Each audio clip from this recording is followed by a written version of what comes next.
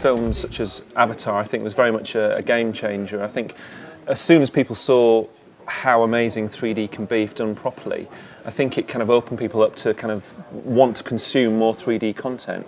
And I think now that, credit to Sony for actually pushing through a kind of standard format for 3D, which has really helped to kind of get rid of all the confusing issues that you might have with different televisions and different setups. It means that there's now a kind of standard which companies can use to make 3D games.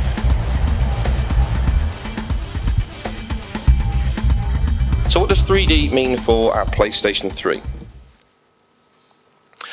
Well, in April this year, we launched our first free firmware update that allowed all connected PlayStation 3s to play back 3D games. So that means that today there is a potential market of 38 million 3D games-ready PlayStation 3s out there.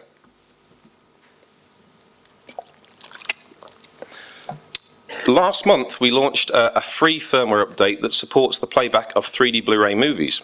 So for the Blu-ray guys, there's now potentially 38 million 3D Blu-ray movie players out there. And we also support the playback of photography, 3D photography on PlayStation as well.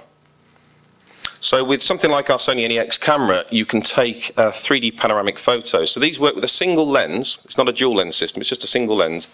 And it actually gets the parallax from taking a photo, a whole series of them, and sweeping around like this. And it takes a slice from each photo for the left and right eye, producing a 3D image.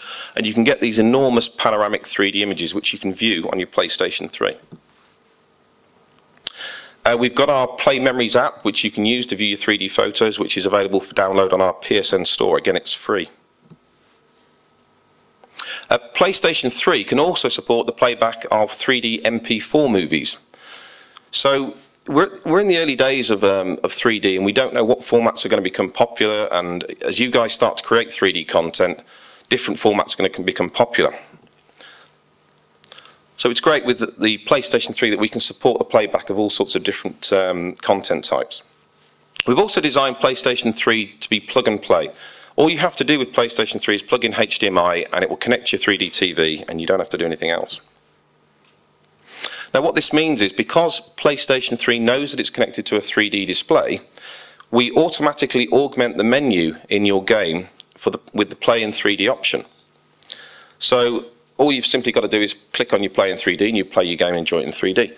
The other advantage is it means if you put a game in that has 3D ability but you don't have a 3D display, you won't see that option. You can't accidentally try and play a 3D game on a 2D screen. PlayStation 3 also has the ability to read the screen size in.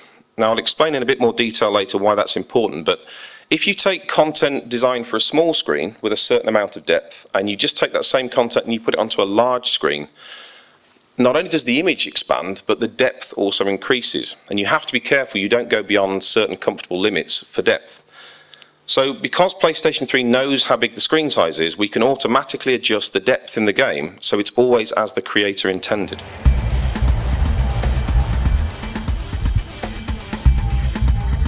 I thought it would be useful just to kind of think about what we actually need, what's the kind of toolkit to do 3D. So ideally we need something that tells us about the geometry and the textures and all that stuff. So, you know, like a text file, XML, that's pretty cool for that kind of stuff. Okay, so we've got all our point data, and then obviously we need to render that onto a 2D screen, but to make it look like a 3D world. So that's where you'd use something like Flash, and then like an engine sitting within Flash. So for our website we use Paper Vision, which I'll come back to later. And then you've got the browser, and then you've got the hardware, and then you have the eyewear as well. So basically to kind of cheat your brain into thinking that the 2D imagery is actually 3D perception. So I think we know, thanks to the Sony guys, how that works. So what I want to do is do a kind of back to the future to 2000. But before I do that, I'm just going to go through a whole bunch of different technologies, and I think it's useful to have like a yardstick. So what we'd normally use is something called the 3P. So when we're selecting different types of web technologies, we use these to kind of find out the sweet spot. So the thing in the middle, and anyone that works with the web knows that that doesn't really ever exist. but we're looking for performance, so something that does 3D and provides like a really good user experience. Something that's portable, so works across all the different platforms and devices that are now accessing the web, which is getting more and more each year. So from Macs, PCs, all the way through to kind of iPhones and Linux and things.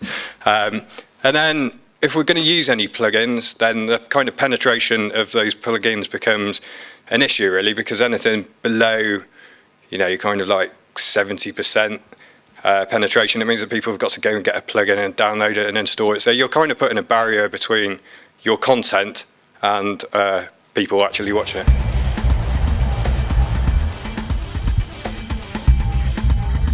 And eye strain avoidance, right? You know, jarring artifacts stick out like a sore thumb. Mick talked quite a bit about UI design, and just, you know, just generally making it sustainable, so you're not forcing the players to, you know, move their eyes. I mean, one little trick that you can do, I'll probably see everybody walking around doing this later on, is stick your finger out, look at it, stare at the end of your finger and just keep pulling it in until you lose focus. And then just push it out a little bit and stare at the end of your finger and then pull it away very quickly, and I can guarantee you'll have a headache. Guarantee you. Never met anybody yet that doesn't get a headache from that, unless they're blind. So, right, eye strain, right? This is what you see. This bottom picture over here is what you see when 3D's done wrong. People's eyes will go completely boss-eyed. Right? It's just not good. It's singularly the biggest problem that people have with 3D, right, is eye strain. Eye strain is usually caused where this guy is actually holding his head. There's a little muscle in here, and it's the thing that makes you frown. It's also one of the things that helps with your vision and keep your eyes in place. And holding your eyes in an unnatural position for a long time, or constantly forcing the player's eyes to do unnatural things constantly, it's just going to give them a massive headache. If you're a game developer, that's pretty much a bad thing, because they're not playing your game. It's that simple. And everybody has a different interpupillar distance, right? So one of the things that we've built into our system is there's a little wheel, and you can turn that, you can tune that exactly to what your interpupillar distance is. You know, you can go all the way from somebody whose eyes pretty much meet in the middle, quite an odd-looking soul, but there are some people out there, to people who've got eyes on the side of the head, like Admiral Akbar, right? And you can go all the way through, right? Everybody has a different interpupillar distance. So this is one of the ways that NVIDIA get around the problem with different screen sizes, is you can just change the wheel and you get a different convergence point. Something new is called screen space reprojection. It's a single pass pixel shader. It takes, as I said, about 1 millisecond in total. It's a nice fully gather-based approach in the sense that it takes a bunch of pixels and computes the two images out of them. It passes the image rendered by the engine only once, which is very important to make it fast. There's no nonsense like warp grids, or there's no point sampling, so it's not trying to invent pixels on the fly. It's actually using the pixels that are there. And the surprising things for us that once we try to implement it, you can get lots of depth out of it. Because we thought, oh, we're going to do this thing, we don't know if it works, well, let's try it. It works, in the sense that there's a lot of depth that you can get. So you can do all these tricks to convey mood that we just talked about, which was a great surprise for us.